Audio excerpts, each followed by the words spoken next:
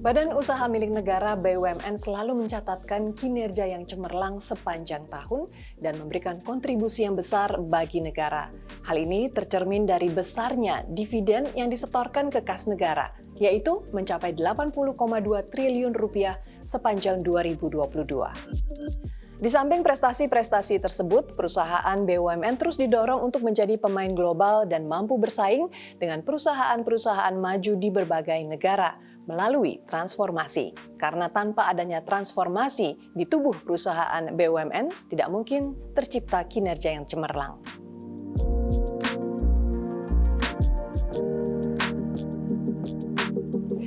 Untuk menilik lebih jauh proyeksi pertumbuhan dan strategi perusahaan-perusahaan BUMN khususnya di sektor migas, energi, tambang, pertahanan, dan pangan, kita akan berbincang-bincang secara eksklusif dengan Wakil Menteri BUMN yang membawahi sektor tersebut, Kartika Wirjoatmojo, di program spesial BUMN Performance Report 2023 CNBC Indonesia.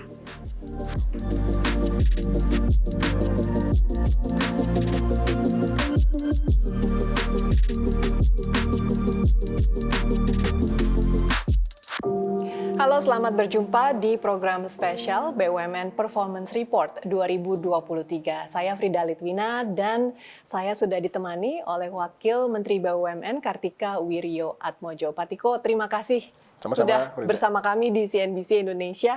Pertanyaan pertama saya mungkin agak umum. Bagaimana BUMN ini dapat berperan secara konkret untuk mewujudkan visi pemerintah, tentunya yang Indonesia Maju dan Indonesia Mandiri di sektor-sektor yang sekarang Pak Tiko bawahi nih, pertambangan, energi, migas, dan lain-lain. Baik, jadi memang visi Indonesia Maju dan Mandiri ini kan luas ya. Di sektor energi, sektor pertambangan ini menjadi sektor yang kunci karena ada dua hal.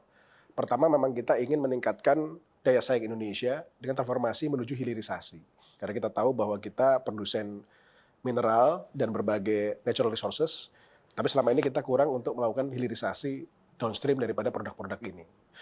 Dari sisi energi, kita tahu kita punya dua tantangan, bagaimana meningkatkan ketahanan energi, tapi at the same time juga menurunkan emisi rumah kaca kan. Nah, ini tantangan karena memang perlu effort yang bersama-sama dikerjakan bersama-sama. Nah, untuk sektor pertambangan tentunya ini jadi fokus utama kita untuk bersama-sama dengan ekosistem global melakukan hilirisasi di berbagai mineral reserve kita. Nah, sekarang yang mungkin paling dibicarakan di publik kan nikel ya, gimana nikel kita ini kita olah sampai dengan ke baterai untuk EV ekosistem.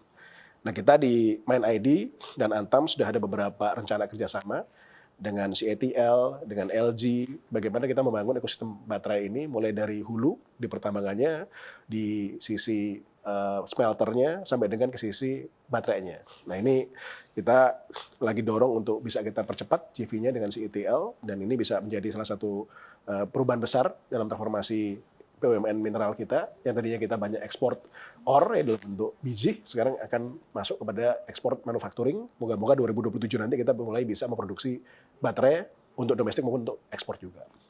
Nah, di sisi energi, ini memang kita ada dua fokus tadi kan saya bilang untuk ketahanan. Di Pertamina memang kita coba untuk dorong lagi eksplorasi di hulu dan juga meningkatkan reserve kita. Karena kita tahu tantangan di minyak ini kan sekarang walaupun kita beralih ke green, tapi kita perlu juga punya ketahanan dari sisi reserve life kita. Nah, kita punya reserve life sekarang 7 tahun. Nah, kita perlu untuk dua hal. Pertama, melakukan eksplorasi baru di Indonesia, tapi juga melakukan M&A untuk membeli sumber-sumber minyak yang produktif di luar negeri untuk meningkatkan cadangan kita ke depan. Tapi di sisi lain, Pertamina juga melakukan transformasi, contohnya biofuel. Jadi bagaimana kita menggunakan biodiesel, menggunakan etanol, supaya juga kita menggunakan sumber daya nabati kita, CPO ya, tebu, untuk jadi bahan baku untuk bahan bakar. Karena sekarang udah ada B35 kan, di mana itu kombinasi antara gasolin dengan CPO yang diolah jadi FAME, biodiesel. Nah, kemudian dari sisi PLN, ini fokusnya kan sekarang bagaimana tetap menyediakan listrik dengan reliable, menggunakan transmisi distribusinya. Nah, kita sudah mencapai elektrifikasi itu 99% lebih. Jadi negara kita lumayan maju dari sisi elektrifikasi, termasuk untuk yang pulau-pulau terluar dan terdepan. Ini challenging tuh, kita lihat pulau terpencil, desa-desa terpencil yang ada di Kaltara, Nusa Tenggara, Maluku itu kita lakukan listrik desa dan kita jangkau dengan berbagai macam jenis pembangkit seperti solar, wind dan sebagainya. Nah ini terus kita dorong sehingga kita punya coverage transmisi distribusi menjangkau sebagian besar wilayah Indonesia. Di sisi lain reliability kita dorong, nah kita ingin punya reserve sekitar 20-40% sehingga kita selalu bisa catch up dengan demand. Kemarin terus terang aja waktu COVID, demand sempat turun, nah itu sempat ada demand supply gap, kita punya supply lebih besar. Nah setelah COVID ini kita lihat demand listrik udah meningkat cukup signifikan, nah kita confident nanti ini pelan-pelan demand supply akan ketemu. Nah kita akan lakukan negosiasi dan detail dengan SDM untuk melakukan adjustment di RUPTL. Bagaimana RUPTL kita ini bisa didorong untuk menjaga pertumbuhan suplai listrik yang sustainable dan sesuai dengan peningkatan demand, dan juga menggeser menuju ke yang emisi rendah. Nah, menuju emisi rendah ini ada beberapa inisiatif. Nah, pertama ini kita ingin dorong supaya coal ini pun mulai turun emisinya. Kita tahu sekarang Indonesia lagi bermasalah dengan polusi. Nah, memang kita sebagai negara memang sangat tergantung kepada fossil fuel. Sebagian besar pembangkit kita yang baseload ini memang batu bara. Nah, kita mungkin jangka pendek ingin usaha supaya batu bara ini bisa dikerjakan dengan teknologi maupun proses yang bisa menurunkan emisi jangka pendek ini seperti apa. Kemudian kita punya LNG. Nah kita sekarang masih banyak pembangkit yang pakai diesel, pakai solar. Nah itu kita juga akan dorong supaya ada dedieselisasi, kita dorong masuk ke LNG dalam 2-3 tahun ke depan. Nah di saat yang bersamaan kita mulai melakukan tender untuk nanti pembangkit-pembangkit yang renewables, hydro, geothermal, wind dan solar. Kita nanti akan mulai kita dorong supaya partisipasi swasta juga membangun renewable sektor ini juga besar. Dan ini semua akan kita dorong di RUPTL supaya mencapai target net zero emission 2060 dan menurunkan emisi gas rumah kaca itu sekitar 30-40% dalam beberapa tahun ke depan. Nah ini tantangan besar karena neraca PLN harus kita jaga juga supaya sehat. Jangan sampai dalam proses peningkatan distribusi transmisi dan peningkatan renewable ini juga PLN harus sehat. Oleh karena itu kita harus cari partner juga yang punya kekuatan keuangan. Jadi ini sektor 2 ini yang memang paling menarik ya, energi sama mining. Mungkin saya sentuh sedikit mengenai sektor pangan ya. Pangan ini kan sekarang juga lagi banyak didiskusikan karena memang Indonesia dengan pertumbuhan populasi yang tinggi, pertumbuhan produksi pangan kita harus catch up kan, supaya kita tetap bisa menjaga suplai dalam negeri. Nah kita sebagai pemain penugasan pemerintah untuk menjaga stabilitas harga dan memastikan bahwa harga ini juga inflasinya terkendali dengan baik. Nah itu Bulog dan Food ID kita bekerja dengan Bappenas. Bappenas ini kan badannya dibentuk untuk stabilisasi harga. Nah Bulog sebagai contoh, Bulog ini punya 3 strategi. Pertama kalau lagi panen padi dan terjadi oversupply dia beli supaya harga beli dari masyarakat baik. Nah waktu nanti demand-nya meningkat, nah dia lepas barang lagi ke market supaya harganya bisa stabil. Karena jangan sampai nanti demand meningkat, supply-nya kurang. Nah ini kalau kita lihat inflasi Indonesia itu menarik. Inflasi kita kan sekarang 3-3,5%. Itu di ukuran negara maju pun hebat. Nah kenapa? Karena salah satu komponen inflasi Indonesia di masa lalu itu volatile food. Kita tuh selalu gagal mengendalikan harga pangan yang naik turun. Nah dengan peran Bulog, peran RNI ini sekarang dan Bappenas ini, kita mulai bisa kendalikan volatile food ini harganya mulai stabil, makanya inflasi kita terus menurun. Karena volatile food-nya bisa kita kendalikan dengan stabilisasi harga ini. Di sisi lain, Bulog juga ditugaskan kalau nanti ada stok dan ada masyarakat miskin yang butuh beras, kita ada program juga subsidi bahan pokok. Nah, subsidi bahan makanan pokok ini ya kita menggunakan jasa Bulog ini untuk melakukan intervensi memberikan beras murah kepada masyarakat yang tidak mampu. Jadi inilah bagaimana Bulog mengendalikan kebutuhan pangan, menurunkan kemiskinan dan menjaga stabilitas harga. Nah, ini menarik peran kita di situ sebagai stabilisator, tapi kita juga tahu bahwa pemain beras juga banyak pemain swasta juga. Jadi kita bersama supaya swasta juga berperan dalam menjaga stabilitas ketersediaan pangan dengan harga yang terjangkau. Oke. Nah, ketersediaan energi dan ketersediaan pangan, basically itu 2 kata yang mungkin menjadi kunci yang harus dijaga benar-benar oleh BUMN karena ini menyangkut masyarakat luas dan keberlangsungan hidup mereka. Nah, kalau untuk benchmark dari performance sendiri Pak Tiko, tadi sudah dikatakan langkah-langkah konkret apa yang akan diambil oleh pemerintah untuk memastikan hal-hal tersebut. Tapi untuk mengukur kinerja dari perusahaan-perusahaan BUMN itu, khususnya mungkin di bidang energi, apa yang dijadikan sebagai benchmark dan bahan ukuran? Nah, ini menarik ya bahwa masih banyak masyarakat yang belum memahami dual role-nya BUMN. Dual role BUMN kan 1 value creation, 2 agent of development. Nah kita selalu bicara agent of development kan, kita bicara Pertamina, kita bicara mengenai stok solar, bahan bakar satu harga. Tapi Pertamina juga punya peran value creation. PLN kita bicara mengenai tadi ketersediaan listrik, transmisi distribusi, tapi PLN juga punya peran value creation juga. Nah selama transformasi kita 4 tahun terakhir ini, kita dorong juga value creation ini harus dijaga dengan baik. Nah, di Pertamina PLN kita melaunching program untuk subholding. Nah ini menarik bahwa subholding ini tujuan pertamanya adalah transparansi keuangan. Nah Pertamina sebagai contoh sekarang ada subholding mulai dari upstream, refinery, sampai dengan shipping, sampai dengan retail dan berbagai bisnis lainnya. Nah kita sekarang bisa melihat neraca laba rugi Pertamina ini terpecah menjadi beberapa holding company ini, 7 actually subholding. Nah kita bisa tahu di hulu ini neracanya seperti apa laba ruginya. Dan hulu ini kita untungnya paling besar tahun lalu karena memang terjadi kenaikan harga crude kan. Nah yang paling penting juga efisiensi di pengolahan di refinery-nya ini. Supaya refinery kita efisien dan optimal. Kalau dulu ini bagian dari cost center, sekarang bisa jadi profit center. Kita tahu persis refinery kita itu produktif apa enggak, dan membuat margin apa enggak. Nah kemudian di shippingnya juga kita spin off supaya dia jadi perusahaan shipping yang juga sehat. Dan akhirnya di logistiknya ini yang memang ini yang menjamin ketersediaan ini lebih kepada PSO-nya. Karena memastikan bahwa tadi ada LPG, solar, pertalite di semua wilayah Indonesia. Nah kita jadi tahu cost structure-nya dengan detail. Nah dengan ini Pertamina melakukan banyak efisiensi dan transparansi. Termasuk pada waktu impor minyak, pada waktu kita melakukan refinery, itu semua sekarang transparan dan kita bisa lihat semua flow-nya semua. Nah dengan kondisi seperti itu, Pertamina tahun lalu kan mencetak laba tertinggi dalam sejarah Pertamina. Labanya 60 triliun tahun lalu. Dan masuk di kemarin rankingnya di global ini Fortune ya, kan naiknya signifikan ya rankingnya. Karena dengan efisiensinya ini Pertamina bisa mendorong supaya semua proses bisnisnya ini bisa terjaga transparan dan efisien. Nah itu laba meningkat tajam. Di PLN juga sama dengan kita menjaga supaya transmisi distribusi, kemudian Genco-nya kita punya 2 perusahaan generating company, Indonesia Power sama Nusantara Power, itu juga kita spin off, dan kemudian ada PLN Energi Primer yang membeli batu bara dan berbagai energi primer ini. Ini juga mulai transparansi kelihatan, kita kontrol efisiensi, kita turunkan capex dan opex-nya, karena kita tahu capex-nya yang optimal seperti apa, bisa turunkan debt-nya juga. PLN itu kalau lihat debt-nya itu turun signifikan karena kita bisa efisienkan capex-nya. Nah PLN tahun lalu juga menciptakan laba 14 triliun. Itu juga tertinggi dalam sejarah. Artinya 2 perusahaan energi kita itu selain dia berhasil berkontribusi nyata dalam ketahanan energi, tapi di saat yang bersamaan dia juga melakukan efisiensi untuk meningkatkan labanya juga.